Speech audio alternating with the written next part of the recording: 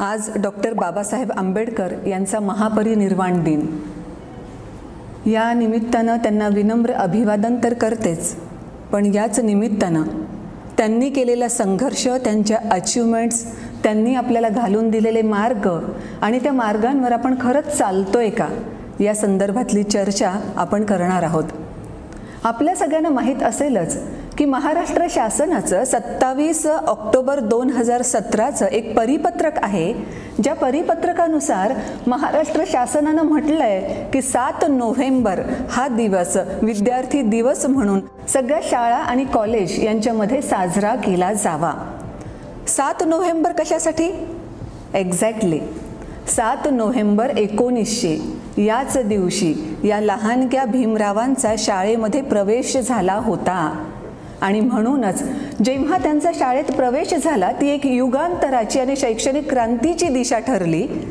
त्यासोबतच विद्यार्थ्यांना परिश्रम करण्याची खरंच किती आवश्यकता आहे हे सुद्धा विद्यार्थ्यांना आताच्या लक्षात यावं, याच्यासाठी हे परिपत्रक काढण्यात आलं. डॉक्टर बाबासाहेब आंबेडकर यांनी स्वातंत्र्य, समता, बंधुता, न्याय या मानवी मूल्यांची रुजवणूक केली. भारतीय मनामध्ये ही मूल्य रुजवली आणि त्यांचा शाळेमध्ये प्रवेश होणं ही पूर्णतः इतिहासाची कूस बदलणारी घटना ठरली. याचाच भाग म्हणून आपण आता 7 नोव्हेंबर हा दिवस विद्यार्थी दिवस म्हणून साजरा करत आहोत, ज्या निमित्तानं महाराष्ट्रातल्या सगळ्या शाळांमध्ये आणि कॉलेजेसमध्ये डॉक्टर बाबासाहेब आंबेडकर यांच्यावरचे विविध उपक्रम राबवले जातात, ज्यामध्ये मग व्याख्यानमाला, निबंध स्पर्धा, स्लोगन स्पर्धा, काव्यवाचन अशा रीतीनं वेगळे कार्यक्रम होतात. 7 नोव्हेंबर 1900 या रोजी भीमरावांनी खरंच शाळेत प्रवेश केला, पण त्या दिवशी त्यांना काय काय सहन करायचं होतं ही त्या तेव्हाच्या लहानग्या मुलाला जाणीव तरी असेल का? आणि म्हणूनच तर असंही म्हटलं जातं, कोई चिल्ला कर चला गया, कोई चीख कर चला गया, स्कूल के बाहर बैठने वाला एक बच्चा हिंदुस्तान की तकदीर लिख कर चला गया. यांना खूप मोठा संघर्ष करावा लागला. शाळेमध्ये ते गेले. आज आपण विद्यार्थी दिवस साजरा करतो आहोत. त्यांच्या नावावर 32 डिग्र्या आहेत, 9 भाषांचे ते जाणकार होते. हे सगळं आपल्याला माहीत आहे, पण तिथपर्यंत पोहोचण्यासाठी त्यांना संघर्षसुद्धा तेवढाच करावा लागला, याची सुद्धा आपल्याला पुन्हा एकदा जाणीव असली पाहिजे. त्या तुलनेमध्ये आपण किती सुखी आहोत आणि आता आपल्याला हे सुख मिळावं याच्यासाठी त्यांनी केवढा प्रचंड संघर्ष केला, याची जाणीव पुन्हा एकदा आपल्याला होईल. अर्थात त्यांच्या आईंना सुद्धा कल्पना होती की आपला हा लहानगा मुलगा जातोय खरा शाळेमध्ये, पण त्याचं तिथे असणं फार सहज सोपं नाही. म्हणूनच शाळेत पाठवताना त्यांच्या आईंनी त्याला ऑलरेडी कल्पना दिलेली होती की बघ, तू शाळेत जाशील, तिथली परिस्थिती तुझ्या अनुकूल अजिबात असणार नाही, पण तरी सुद्धा तू तिथे घाबरू नकोस, कोणत्याही पद्धतीने मागे हटू नकोस, विद्रोह करून शाळा सोडून देऊ नकोस, कारण तुला शिकायलाच हवं आहे. तुला जर स्वतःला मोठं करायचं असेल तर शिक्षणाशिवाय तरणोपाय नाही. हे त्या लहानग्या मुलाला त्यांच्या आईने ऑलरेडी सांगितलेलं होतं. आणि खरंच झालं सुद्धा तसंच ना. जेव्हा ते शाळेमध्ये गेले तेव्हा जिथे बाकीचे सगळे मुलं त्यांच्या बूट चपला सोडतात तिथे यांना बसावं लागलं. बाकीच्यांना पाणी व्यवस्थितरित्या मिळतं, पण यांना पाणी सुद्धा दिलं जात नाही. ज्या दिवशी शिपायाची सुटी असेल त्या दिवशी यांना तशीच तहान सोसत राहावं लागतं. म्हणूनच तर त्यांच्या आत्मचरित्रात त्यांनी ते वाक्य लिहिलंय, नो पिऊन नो वॉटर. ज्या दिवशी पिऊन असणार नाही त्या दिवशी मला पाणी मिळणार नाही. पण तरीसुद्धा ते मागे हटले का? अजिबात नाही, कारण त्यांच्या आईनं ऑलरेडी त्यांना सांगितलेलं होतं आणि त्यांच्याही कदाचित त्या बालमनातच लक्षात आलं होतं की आपल्याला शिकायला हवं आहे. पण फक्त हे एवढेच प्रसंग घडले का? अजिबात नाही. फार वाईट प्रसंग त्यांना अनुभवाला आले.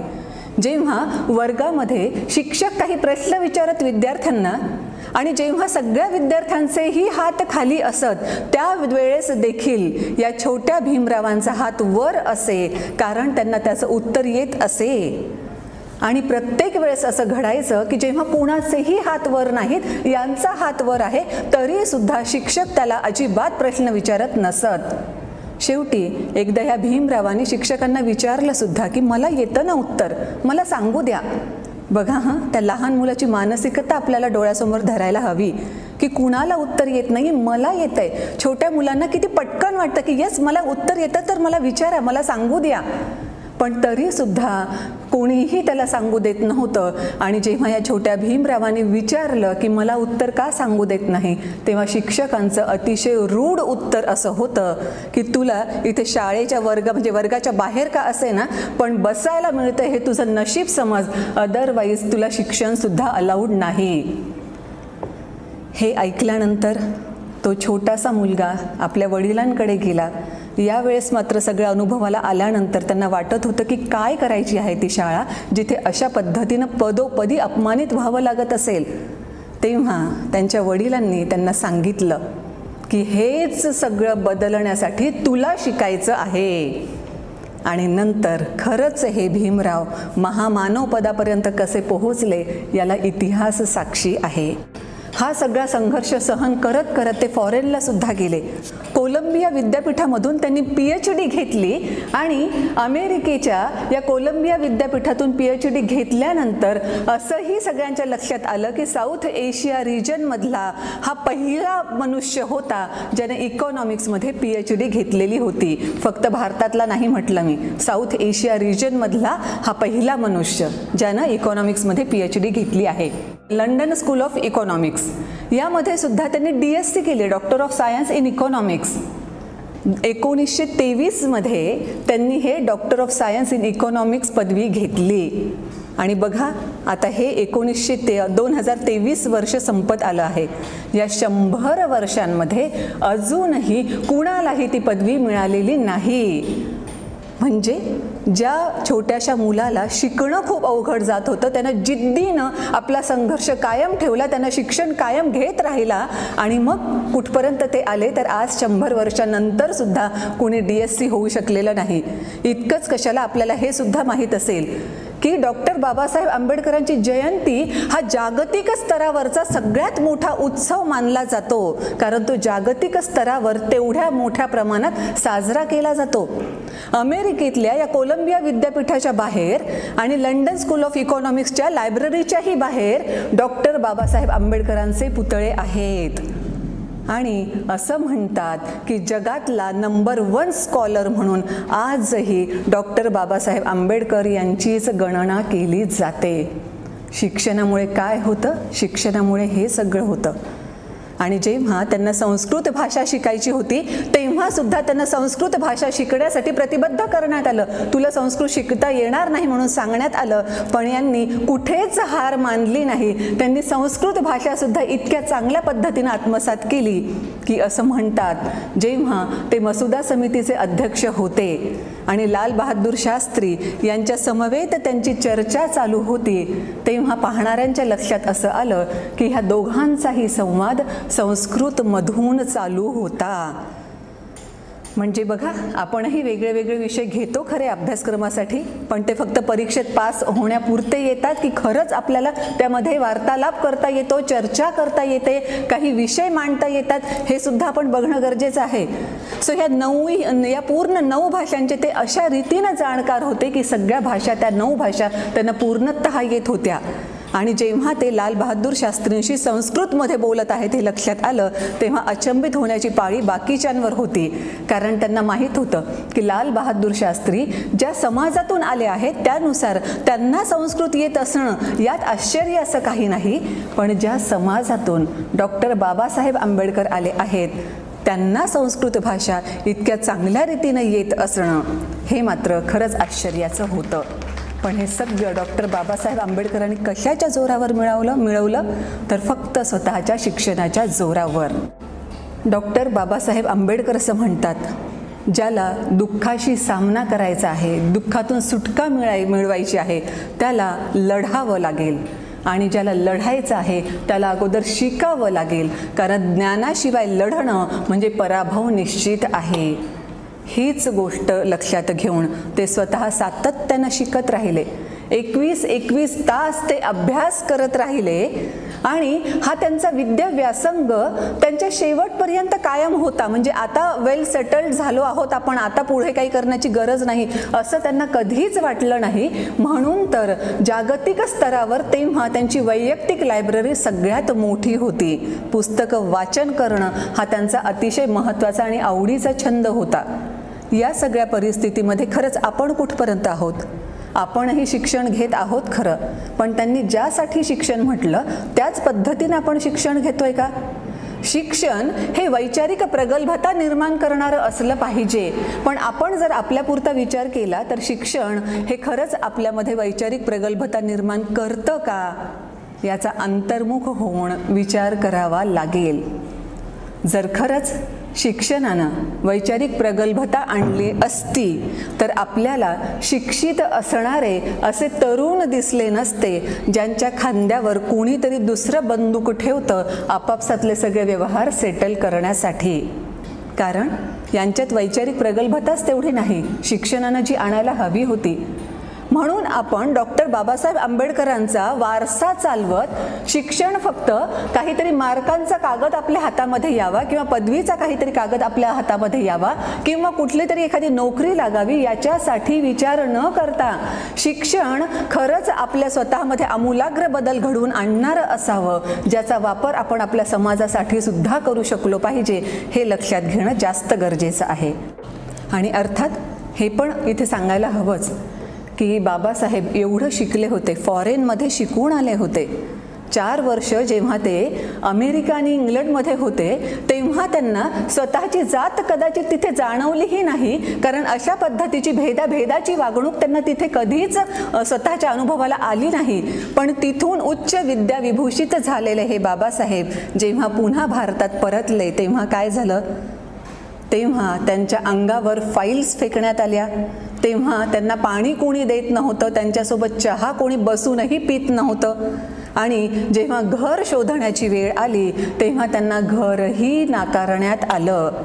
आणि एका ठिकाणी वेगळ्या वेगळ्या आलेल्या अनुभवांच्या नुसार डॉक्टर बाबासाहेबांनी लिहून ठेवलेलं आहे की मला लक्षात आलं की जो मनुष्य किंवा जो समाज हिंदू समाजामध्ये अस्पृश्य गणला जातो तोच पारशी समाजामध्येही अस्पृश्य ठरवला जातो, तोच ख्रिश्चनांसाठीही अस्पृश्य ठरतो. आणि पुन्हा त्यांना एक अनुभव असा आला की पुढे त्यांनी तेही लिहिलं की हाच समाज मुस्लिमांसाठी सुद्धा अस्पृश्य ठरतो. केवढी वाईट परिस्थिती. म्हणजे उच्च विद्याविभूषित असतानाही त्यांना हे सहन करावं लागलं. सुदैवानं त्यांनी असं संविधान निर्माण केलं आहे ज्याचा परिणाम म्हणून आज अशा कोणत्याही गोष्टी आपल्याला सहन कराव्या लागत नाहीत. पण मग त्यांनी आपल्यासाठी काय केलं आहे हे लक्षात घेऊन शिक्षण खरंच तेवढ्या पोट तिडकीनं आपण शिकतो का हे आपण बघायला हवंच आहे. आणि म्हणून शिक्षण फक्त पदवीसाठी नोकरीसाठी न राहता जेव्हा ते स्वतःमध्ये आमूलाग्र बदल घडवेल त्या बदलाचा परिणाम म्हणून आपण आपल्या समाजामध्ये बदल घडवून आणू शकू, तेव्हा खऱ्या अर्थानं डॉक्टर बाबासाहेब आंबेडकरांना अपेक्षित असणारं शिक्षण आपण घेत आहोत असं म्हणता येईल. डॉक्टर बाबासाहेब आंबेडकरांचं प्रत्येक वाक्य खरं तर इतकं महत्त्वाचं आहे, पण सगळ्याच गोष्टींचा उहापोह करणं शक्य नाही. पण विषय शिक्षणाचा आहे म्हणून अवश्य एक वाक्य सांगू इच्छिते की ते असं म्हणतात की तुमच्या पायात एक वेळ चप्पल नसली तर चालेल, पण हातात पुस्तक असलं पाहिजे. आणि आता आपण आपल्याकडे बघूया, खरंच आपल्या हातामध्ये पुस्तक असतं का? त्यांनी 21 तास वाचन केलं. सगळ्यात मोठी लायब्ररी त्यांची होती. विद्या व्यासंग त्यांनी शेवटपर्यंत जोपासला. त्याचाही उल्लेख या 27 ऑक्टोबर 2017च्या महाराष्ट्र शासनाच्या परिपत्रकात करण्यात आलेला आहे. ते आजीवन विद्यार्थी होते, विद्या व्यासंग जोपासला म्हणून 7 नोव्हेंबर हा दिवस आपण विद्यार्थी दिवस म्हणून साजरा करतोय. पण खरंच आपण आजीवन विद्यार्थी राहतो का? आजीवन विद्यार्थी राहणं तर दूरची गोष्ट आहे. जेव्हा आपण विद्यार्थी दशेमध्ये असतो तेव्हा तरी खऱ्या अर्थानं आपण व्यवस्थित शिक्षण घेतो का याचा विचार करायला हवा आहे. आणि म्हणून यानंतर तरी किमान आपण स्वतःसाठी शिक्षण, वैचारिक प्रगल्भतेसाठी शिक्षण, त्यातून समाजासाठी उपयोग होईल यासाठी शिक्षण, याच पद्धतीनं ते घेतलं पाहिजे. आणखी एक मला मुद्दा या निमित्तानं सांगावासा वाटतो. खरं तर भारतात परत आल्यानंतर पुन्हा त्यांना ज्या पद्धतीच्या संघर्षाला सामोरं जावं लागलं त्याचा विचार करता अगदी सुरुवातीलाच ते परदेशामध्ये निघून जाऊ शकले असते. म्हणजे त्यांचं कॅलिबर एवढं जबरदस्त होतं की फॉरेनमध्ये त्यांना कुठेही खूप चांगल्या पद्धतीची नोकरी मिळाली असती, ज्या आधारावर त्यांनी स्वतःचं आयुष्य, परिवाराचं आयुष्य खूप चांगल्या पद्धतीनं ते जगू शकले असते. पण त्यांनी ते केलं का? अजिबात नाही. का? कारण ते आपल्या समाजासाठी परत आले.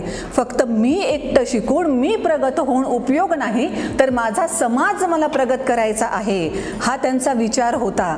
म्हणून तर ते एका ठिकाणी जे म्हणतात की तलवारीपेक्षा सुद्धा लेखणी जास्त श्रेष्ठ आहे आणि लेखणीची धार ही कायम टिकणारी आहे. म्हणूनच तर आपल्या लेखणीतून त्यांनी अशा पद्धतीचे काही वर्तमानपत्र चालवले, असं काही पुस्तकं त्यांनी लिहिले आणि त्यासोबतच असं संविधान ते आपल्यासाठी तयार करून गेले की जे नेहमीसाठी टिकणार आहे. पण या परिस्थितीमध्ये आपण खरंच पुस्तकांचं तेवढं वाचन करतो का? We rise by lifting others म्हटलं जातं. इतरांनाही लिफ्ट करण्यासाठी ते परत आले. पण खरंच आपण आपल्या जवळपासच्या लोकांना तरी, पूर्ण समाजाला लिफ्ट करणं तर दूरची गोष्ट आहे, पण आपल्या आजूबाजूचे जे दिसतात आपल्याला, जे संकटात आहेत हे जाणवतं आपल्याला, त्यांना तरी लिफ्ट करण्यासाठी आपण मदत करतो का?